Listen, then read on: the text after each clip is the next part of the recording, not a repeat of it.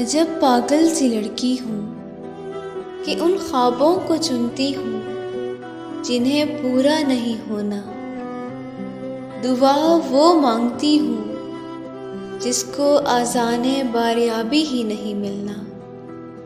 मैं होने और न होने की अजब सी कश्मकश सहते हुए जिंदा हूँ और इस दिल की सुनती हूँ।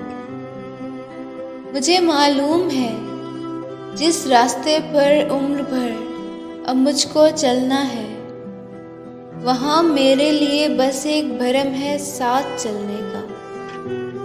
वहाँ के खार तलवों में चुभेंगे तब भी मुझको उफ नहीं कहना, मगर फिर भी मैं अपना सर झुकाए दिल से इस रास्ते पे चलती हूँ।